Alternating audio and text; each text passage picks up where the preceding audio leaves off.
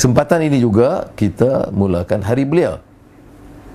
Hari Belia kebetulan semasa saya Presiden Majlis Belia Malaysia, kita mulakan gesaan kepada kerajaan dua perkara. Pertama, mengiktiraf Hari Belia negara, yang kemudian Allahyarham Tun Abdul Razak memberikan persetujuan. Keduanya, Majlis Perundingan Belia Negara.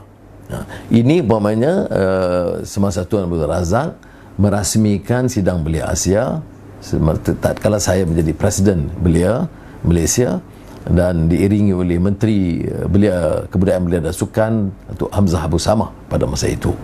Dan kekuatan Tun Razak ini ialah walaupun dia tahu kita ini keras menentang dan sebagainya, tapi senantiasa memberi ruang kepada mahasiswa dan belia untuk menemu dan berbincang dan bertelagah dengan, dan dia terima dengan sabar.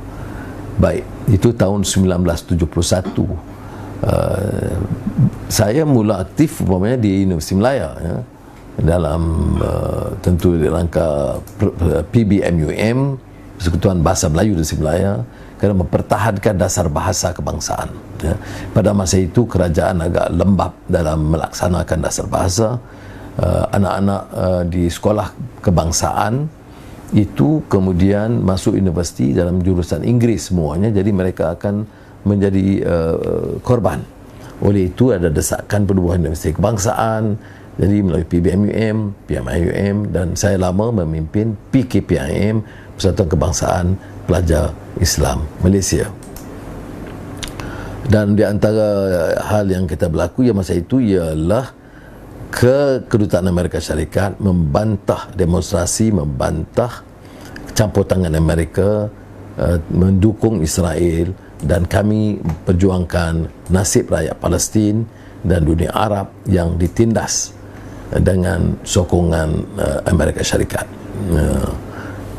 Banyak kegiatan-kegiatan lain yang kita lakukan termasuklah, dan menyebabkan saya akhirnya sebagai pemimpin belia ditahan di bawah ISA, Akta Keselamatan Dalam Negeri, tatkala memimpin ABIM, dan itu dalam majalah Risalah ABIM pada ketika itu diperjuangkan nasib masa itu lebih 1,000 ditahan, termasuk Ustaz Fadil Noor dan lain-lain, yang tapi mereka setakat satu hari, saya hampir 2 tahun. Kalau jadi ketua ni risiko dia lebih besar. Jadi itu pengalaman kita dengan ABIM, Gerakan Belia, dan saya juga memimpin Majlis Belia Malaysia. Dan ini tak kala saya ditahan di bawah SA di Kemunting, tetapi itu pengalaman yang mengajar saya bahawa masalah kemiskinan itu harus diperjuangkan. Apa sebabnya ditahan?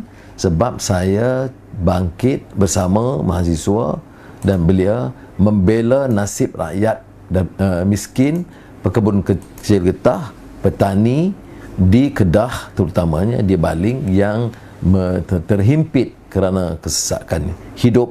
Walaupun negara merdeka, kerajaan mengatakan menjamin merdeka itu adalah jambatan untuk membela nasib rakyat, tetapi ternyata rakyat menderita, dan kami sebagai generasi muda harus bangkit. Ini beza dengan kadang-kadang generasi muda ni dia seronok pakaian elok-elok dan hebat, kemudian ambil foto dengan tokoh-tokoh VIP.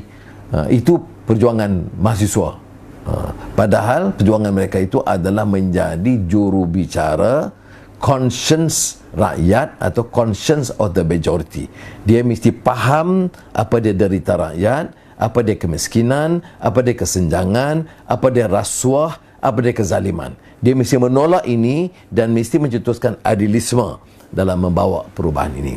Dan saya syukur, Alhamdulillah, kerana dalam pengalaman ini saya berdamping dengan ramai kawan-kawan yang menjadi pemimpin-pemimpin masyarakat dan parti politik pada masa itu, ya, termasuk marhum Ustaz Fadil Noor, sahabat setia. Ini semasa saya di mana Perdana Menteri, masih mesra dengan dia sebagai seorang sahabat karib dan setia, dan didampingi oleh Syekh Razali Nawawi yang pada masa itu dekan kuliah undang-undang Universiti Islam Antarabangsa.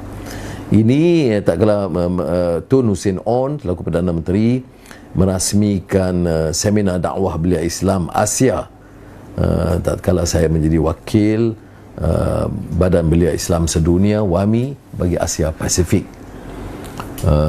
Belakang tu nampak ialah Tun Said Nasir Ismail, tokoh bahasa, ketua pengarah Dewan Bahasa Pustaka lama, pejuang bahasa yang terkenal, dan kemudian menjadi pengurusi Yayasan Dakwah Islamiah. Saudara, saya minta kalau generasi muda juga lihat, ada saya pernah gesa, hai anak-anak muda, berdasarkan mengupas ringkas surah Al-Kahfi, nahnu nakhussu alaikum naba'ahum bil haqq innahum fityatun amanu bi rabbihim wazidnahum huda. Ini maknanya kisah daripada Al-Quran tentang semangat kental anak muda menolak rasuah kezaliman dan mempertahankan di hati sanubari mereka jiwa yang bersih untuk menegakkan kebenaran dan keadilan. Saya pautkan juga video lama yang saya fikir mungkin wajar dilihat semula, kerana itu pidato real di depan khalayak dalam keadaan yang sangat tegang. Saya mau mesej ini pada anak muda yang mencetuskan perubahan di Tunisia, Mesir. Anak muda, Facebook, tweet, blog, do as much as possible. Get to every single youth of this country. Fight them and fight them hard. Power, one, you don't have money. Power, you don't have kuasa. What do you have? You have integrity. You ada marwah, you ada jiwa, you ada semangat. Dan ini boleh menumbangkan Fir'aun kecil, Hosni Mubarak. Kalau Fir'aun kecil kamu boleh tumbangkan, tahun ini yang lain cicak mengkarung, kamu boleh cincang-cincang. Syaratnya apa? Nahnu nakhussu alaika naba'ahum bilhaq innahum fityatun amanu birabbihim wazidnahum warabatna ala qulubihim idh qamu faqalu rabbuna rabbus samawati wal ard.